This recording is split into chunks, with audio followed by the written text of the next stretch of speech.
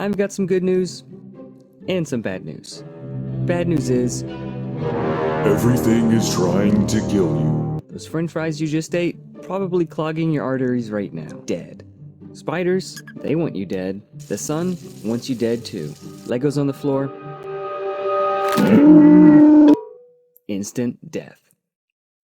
The good news is, most things are actually sort of bad at killing you. Sun? Bam! Sunscreen. French fries? Bam! Eat some leaves. Legos? Bam! Shoes. Spooters?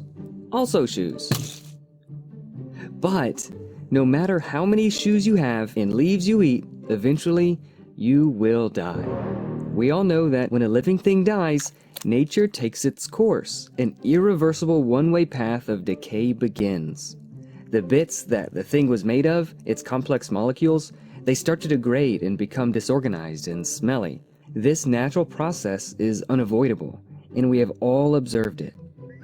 Surprisingly, some really smart people, from Charles Darwin to scientists today, believe that the opposite process has occurred. They say, a long time ago, purely natural processes somehow created and arranged molecules required for the first ever living organism from a primordial soup, and that led to life as we know it today. Maybe you've seen this contraption before. It's like in every biology textbook.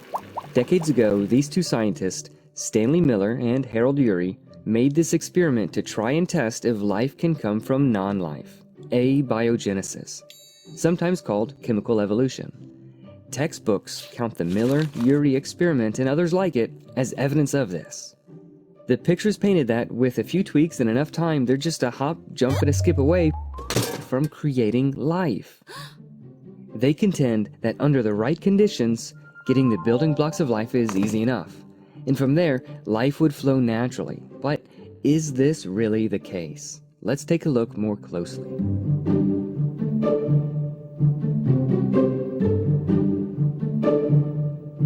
Simpler chemicals have indeed been transformed into some of the building blocks of life in the lab. That much is true.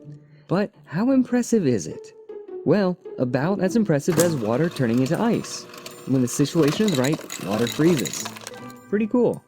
Likewise, these building blocks form spontaneously as well when the situation is right.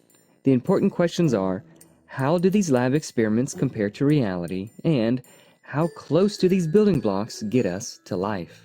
In other words, if we had the building blocks, will life flow naturally as the biology textbooks seem to indicate? One dirty little secret of these origin of life experiments is that they don't actually start with plausible natural conditions. These experimenters, I don't want to say cheated, let's say they cheated. They sort of just cheated. These scientists begin with pure industrial strength ingredients. These are never found in nature like that in such extreme concentrations and purity, certainly not all in the same location. Billions of dollars worth of precise machinery created and operated by thousands of very intelligent people in labs all around the world over the course of many decades is what gets us to the point where these experiments can even begin. Another dirty little secret of these origin of life experiments lies in the presentation of their results. Even cheating like they did, what exactly do they end up with? The vast majority of what they make is actually toxic garbage. For example, in this paper, over 99% of what they make is not only unwanted, but effectively destroys the building block's ability to form more complex molecules. The very process that makes these building blocks also, critically, stops them dead in their tracks. A little detail your biology textbook may have left out. The third cheat is something called relay synthesis. They buy industrial strength ingredients to start with, make mostly garbage out of it, but may produce trace amounts of something they wanted. Like in this experiment, they yielded 0.011% of the nucleobase adenine. Then they declare success. These chemicals can technically be turned into adenine, even though it is unavailable to actually do anything because it's surrounded by garbage or consumed by side reactions and would quickly degrade, but whatever, details.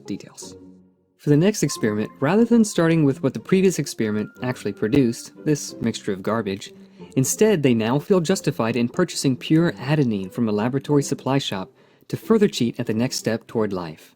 And this sort of thing happens over and over again, completely detached from reality. But you admit they are using natural ingredients though, so what's the big deal? Just to be clear, the experiments are trying to show that these building blocks can form in natural environmental conditions. So yes, these conditions are natural, only in the same sense that your cell phone is also made in natural conditions with natural ingredients. The metal in your cell phone is basically just some melted down rocks. The battery's more simple elements, lithium and cobalt. The glass screen, computer chips, and circuitry, just fancy melted sand. The apps and pictures on your phone, simply arrangements of electrons, another completely natural phenomenon. Every element of your smartphone can be broken down into naturally occurring components, just in concentrations and purities and arrangements never found in nature, very similar to these lab experiments. But you know, I've never seen a cell phone happen in nature, not even one of those old crummy ones you can only play Snake on. How natural things are arranged and their concentrations is key. If I made a cell phone in a lab using ingredients created in factories, am I really simulating a natural process? Or am I using intelligence to direct and create? Now, scientists do acknowledge that starting with these industrial-strength chemicals is problematic, but they often express this in coded terms laden with jargon to make it sound less awful. Take this recent paper talking about their use of unnaturally high concentrations of ammonia. They say, this may limit the geographical areas where such chemistries may occur, an aspect that needs further investigation. Translation: nowhere on Earth could they ever expect to find the circumstances they contrived to reach the conclusions they wanted. Yeah, but given enough time or enough planets in the universe, surely anything could happen. What if we had billions of years? Some problems are not solvable by time. When people assume that lots of time is abiogenesis' best friend, it seems reasonable. But it's exactly wrong. They're not BFFs. At best, they're frenemies.